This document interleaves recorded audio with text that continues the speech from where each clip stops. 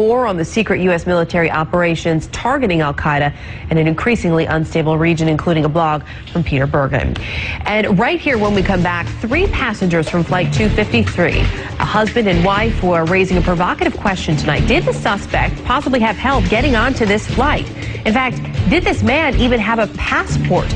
That's ahead. Well, joining us now, passengers Kurt and Lori Haskell, who told authorities about a remarkable scene they witnessed at the gate in Amsterdam.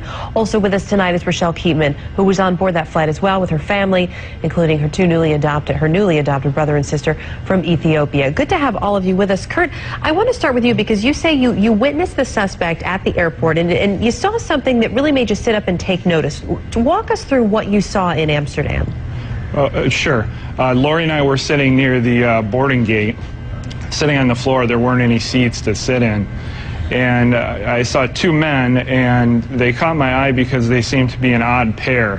One was what I would describe as a poor-looking black teenager around 16 or 17, and the other man, a age 50-ish, wealthy-looking Indian man, and I was just wondering why they were together. Kind of strange. And I watched them approach what I would call the ticket agent, the final person that checks your boarding pass before you get on the plane.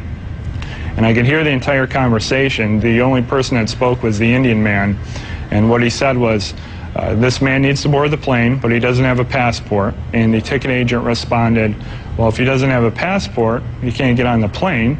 To which the Indian man responded back, he's from Sudan. We do this all the time. And the ticket agent said, well, then you'll have to go and talk to my manager. And she directed them down a hallway. And that was the last time that I saw the Indian man. And the black man I didn't see again until he tried to blow up our plane a few hours later. And when did you put 2 and 2 together and realize that this, in fact, appeared to be the same man you saw who may not have had a passport? I got a good look at him on the plane when we landed and the FBI was arresting him, and that's when I put it all together. I recognized him as the same man that I had seen before we boarded. And I know everyone has been questioned who was on that flight. Lori, it's tough to understand, I think, especially for a lot of people watching this, and I'm sure for you who were sitting there, how anybody could be allowed on board an international flight without a passport. When you and your husband talked to authorities, when you told them what you saw, what was the reaction? They seemed really interested in what we had to say. They talked to every family. A lot of the families they were talking to them for about 5 minutes or so. They talked to Kurt and I for probably about 15 minutes, maybe a little bit more. At one point, they called over another FBI agent to, I guess, witness what the other one was talking to us about. So I think that they were really interested in what we had to say about what we saw in the Amsterdam airport. However, the FBI and no other authorities have contacted us since then. And does that seem odd to you, or do you figure that's just part of the investigation? You know, I don't know. It does seem a little bit odd.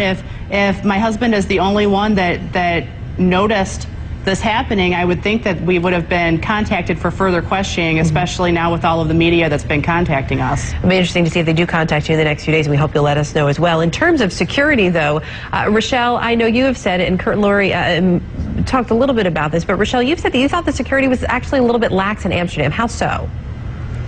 Oh, absolutely. When we had to go through security, we didn't even have to take our shoes off. Also, my mom had a water bottle, forgot about it in her bag, and it scanned right through. So we brought it in and onto the plane. So, were you concerned about that at all at the time, or was it more in hindsight you thought, well, wait a minute, what else could have gotten on the plane?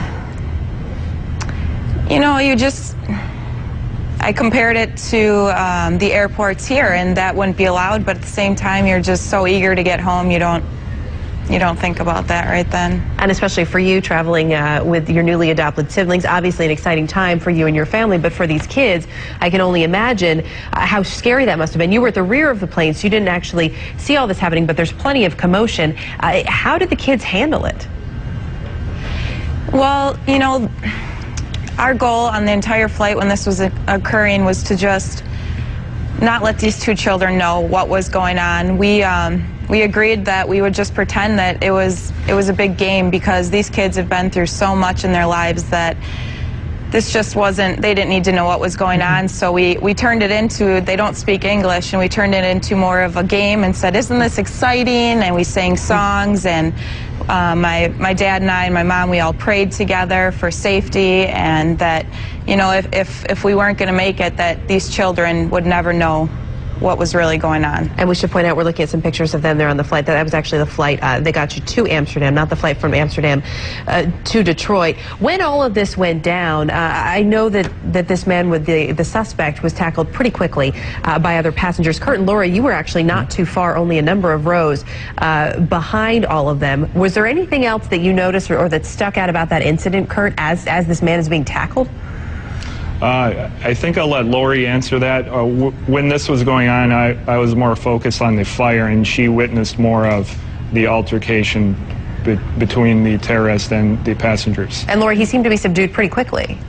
Yeah, everything happened, it seemed like, in less than a minute. We saw smoke. We then saw flames going up the side of the plane near the seat where he was sitting. At that point, two people, one from behind him and one from the side of him, tackled him to the ground, and that's pretty much the last time we saw him. We were pretty freaked out by the fire, so we weren't paying attention to that. We were paying attention to the fire going up the side of the plane. Understandable, obviously. And we just saw that the picture there. There's a still photo of the suspect on the plane. But I know, Rochelle, you believe there may actually be video of the incident? Yeah, that was very strange. There was a man that when we first took off, I noticed about 10 seats ahead of us to the left-hand side. He had a camcorder, and I didn't think much of it. I thought maybe this was his first flight and was just excited. And then when the actual incident occurred, I looked up, and he was the only one standing and filming the entire thing. Interesting. There's obviously still so much more to come out about this. We really appreciate you joining us, Kurt and Lori Haskell, Rochelle Keatman, with your insight tonight. Thank you. Good to have all of you with us. Thanks. Later, more.